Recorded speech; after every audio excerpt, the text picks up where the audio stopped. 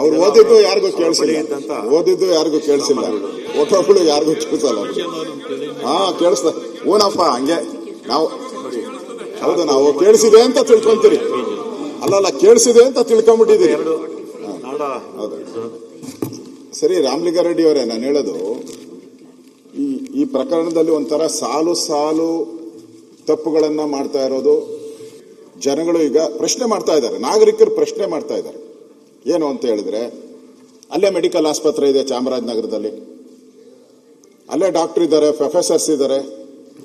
ಮೈಸೂರಿಗೆ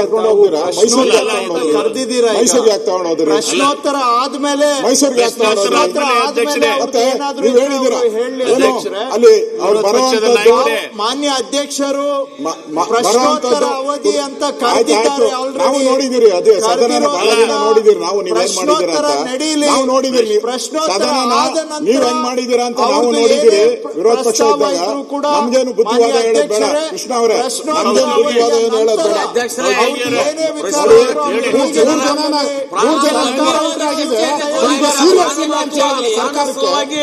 ಸೀರಿಯಸ್ ಇಲ್ಲ ಅಂತ ಹೇಳಿ 3 ಜನ ಎನ್ಕೌಂಟರ್ ಆಗಿದೆ. ಸೀರಿಯಸ್ ಇಲ್ಲ ನಿಮ್ಗೆ? ಅದಕ್ಕೆ ನಿಮ್ಗೆ ಹೇಳಿದ್ವಿ, ರೈತರು ಅಂತ ಹೇಳ್ತಾರೆ, ದನ ಹೊಡ್ಕೊಂಡು ಹೋಗಿದ್ರು ಅಂತಾರೆ. ನಿಮ್ಗೆ ಸೀರಿಯಸ್ನೆಸ್ ಇಲ್ಲ. ತಮಿಳುನಾಡು ಮುಖ್ಯಮಂತ್ರಿ ಅವರು ಸ್ಟೇಟ್ಮೆಂಟ್ ಮಾಡ್ತಾರೆ, ನಿಮ್ಗೆ ಸೀರಿಯಸ್ನೆಸ್ ಇಲ್ಲ.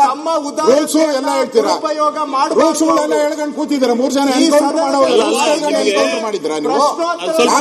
ಎನ್ಕೌಂಟರ್ ಮಾಡಿದ್ರೆ ವಿಷಯ ಇದ್ರು ತದನಂತರ ತೆಗೆದುಕೊಳ್ಳೋದು ಇದು ಒಂದು ಸಂಪ್ರದಾಯ ಇದೆ. ಪುಸ್ತಕದಲ್ಲೂ ಕೂಡ ಅದೇ ಇದೆ. ದಯವಿಟ್ಟು ಅವರು ಸಹಕಾರ ಕೊಡ್ಲಿ. ಅವಕಾಶ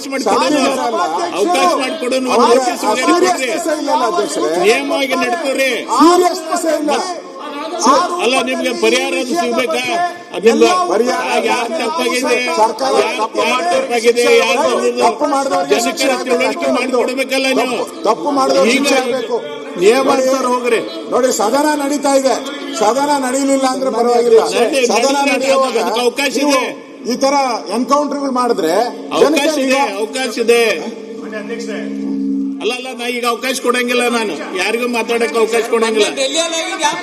ಇಲ್ಲ, ಅವಕಾಶ ಕೊಡಂಗಿಲ್ಲ ನಾನು. ಅಧ್ಯಕ್ಷರೇ, ಒಂದು ಸೂಚನೆ ಇಲ್ಲ, ಕನಿಷ್ಠ ಒಂದು ನೋಟಿಸ್ ಕೊಟ್ಟಿಲ್ಲ ನೀವು. ಅದಕ್ಕೆ ನಾನು ನಿಮ್ಗೆ ಪದೇ ಪದೇ ಕೇಳಿದೆ, ಒಂದು ನೋಟಿಸ್ ಕೊಡ್ರಿ. ಈಗ ಮಿನಿಸ್ಟರ್ ಸ್ಟೇಟ್ಮೆಂಟ್ ಮಾಡಿದ್ರೆ ನಿಮ್ಗೆ ಮಾತಾಡಕ್ ಬರಂಗಿಲ್ಲ. ನೋಟಿಸ್ ದಯವಿಟ್ಟು ಇದು ದಯಮಾಡಿ ಸುನಿಲ್ ಅವ್ರೆ, ದಯಮಾಡಿ ನಿಮ್ಗೂ ಎಲ್ಲ ನೀವೆಲ್ಲ ಕಾಯ್ದೆಯನ್ನ ಅರ್ಥ. ಮಾನ್ಯ ಅಧ್ಯಕ್ಷೆ, ನಾನು ನಿಯಮದ ಪ್ರಕಾರ ನಿಮ್ ಗಮನ ಸೆಳೀತಾ ಇದ್ದೀನಿ.